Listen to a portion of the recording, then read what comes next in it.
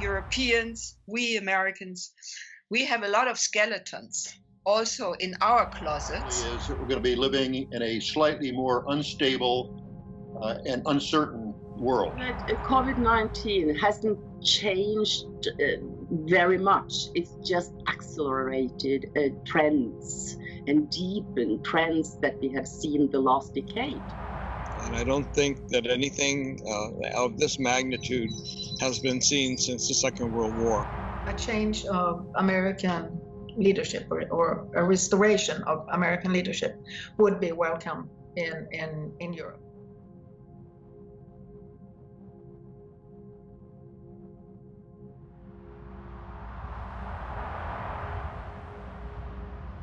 We talked to researcher and journalist in international studies Ann-Sofie Dahl at her home in Portugal about the latest developments. Due to COVID-19, she is unable to return home to Copenhagen. This is our house in Lagos, in Algarve, southern Portugal, where we have spent the well, I mean, what I see is really a worsening or deepening of the trends that we saw already before. With a widening gap across the Atlantic, unfortunately. And much of this is, of course, because of Trump, President Trump, and his, let me put it this way, his erratic behavior, to put it diplomatically, and his America First, which has very much defined his approach to this. It's actually harder now to look forward and see exactly where this is all going to go. According to senior researcher Hans Binnendijk, COVID-19 has strengthened pre-existing trends. We speak to him at home in Washington, D.C. Oh, all right. Yeah, is that better? I think as a general point, you can say that the pandemic has exacerbated certain trends, has amplified those trends, and the result probably is that we're going to be living in a slightly more unstable and uncertain world. I think there are probably two main determinants that will play themselves out this year, which will tell us a lot about what the New World Order might look like. Mm-hmm. I'll go into that, what I think, in a minute, but let me talk about these two determinants because they're very important. The first of the two determinants is how we come out of the pandemic,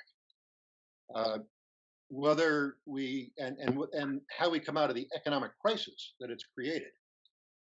There are three different models. One is what you might call a V-shaped model, which is we've been in decline economically. We're going to make a sharp turn and we're going to come up fast.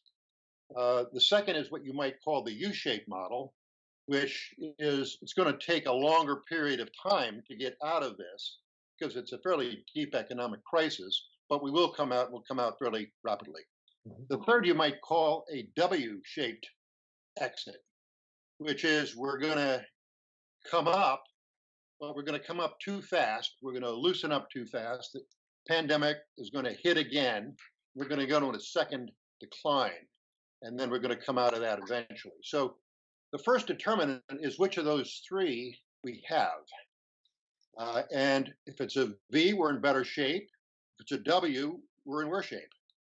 The second major determinant is the U.S. election. And it couldn't be more important. Right now, we have Vice President Biden with a small lead in the public opinion polls. But if you look state by state at the some of the states that the Democrats lost 4 years ago, the battleground states, it's closer there. Mm-hmm. And we're going to be looking at a very tough period between now and November here in the United States. It's highly polarizing. It's bare knuckles competition in the political arena with accusations going back and forth. And in the midst of a pandemic, there are even questions about how you hold an election next November. So this whole thing is up for grabs. You can even see a potential constitutional crisis coming out of the November elections. So I think these two factors, how we come out of the pandemic and how the United States is able to proceed with the election and who wins.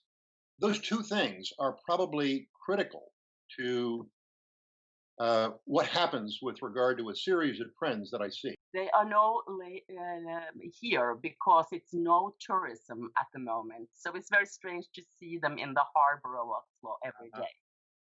And then you see the country. Kate Bundt shows us the port of Oslo, which has been shut down due to COVID-19.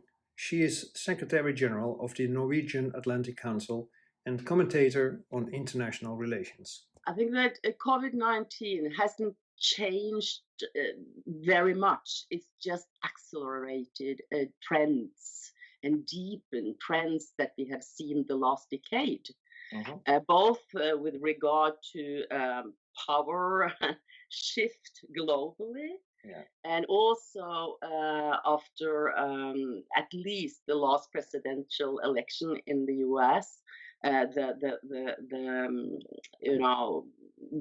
difficult relationship between US and Europe, and even inside Europe, different views on how the future should look.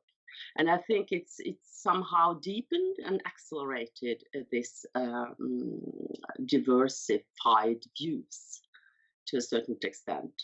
And of course, it didn't help very much that we have a president in the United States that has not shown any kind of leadership, not in the transatlantic world, but neither at home. And he closed the border very unilaterally and haven't been very constructive in cooperating with his allies. And I think that's been that makes it very difficult. I think there are many, many more questions than answers, but I think you have identified the fact that it is an incredible transitional moment for the United States, for the Transatlantic Alliance, for Europe, and for the world. We interview Stan Sloan in his cabin in the woods of Vermont. The cabin was built by his grandfather at the beginning of the 20th century. You know what you're doing, you can avoid it. It's not. It's easier to avoid bears than it is to avoid the coronavirus. As an international expert on transatlantic relations, we talk with him about the consequences of the coronavirus crisis. And so I think we are at a moment when we have a lot of choices to make as societies and as governments. And I think in the United States, we have to decide if we're going to return to something that looks more like liberal democracy. And on the transatlantic level, I think we have to decide whether we can restore mutual trust and confidence. And in Europe, I think Europeans have to decide if they want to restore a sense of unity. Are we going to use this crisis? Are we going to let this crisis use us and destroy our cooperation, destroy our institutions, or are we going to use it to build new cooperation to improve the institutions that we have? I think those are the questions that we're facing. I thought that the coronavirus showed us that we are all in one boat, or let's say on the Titanic. There are countries, and a few countries, which are sitting in first class. Some countries business class, most of the countries sit economy class, and the poorest, Central African Republic, Yemen, are in the machine room. So I mean the virus has no morale. It attacked all of us. So you wanted to see my... Margarita Mathiopoulos is currently in London in a lockdown due to COVID-19. She has offices too in New York and in her hometown, Berlin. She is founder and CEO of an international consultancy on transnational security threats. I think our arrogant and reckless relationship and behavior towards nature. So this might be the last opportunity for mankind to change its environmental policies and start to respect nature and to treat nature with respect. So that would be my first observation. And my second observation would be, I think we need a global haircut. to outbalance an insane accumulated debt situation, which is running out of control, in order to initiate a new social contract, a new social contract after the pandemic that recognizes the welfare of the majority over the interests of the privileged. And my third observation, if you allow me, would be, I think we need a transformation of the European Union into the United States of Europe in order to make Brussels a global player with a voice, with one voice, adapting to the new great power competition. And I think we need a transformation of NATO into a new transatlantic alliance for peace with Russia to guarantee a European security in the future. And my last and final observation would be, yes, we need a new international order of peaceful coexistence between the big three, China, Russia, and of course the United States, in order to preserve peace and stability in the 21st century. No, but I think, I'm afraid, we all hang together or we will hang separately.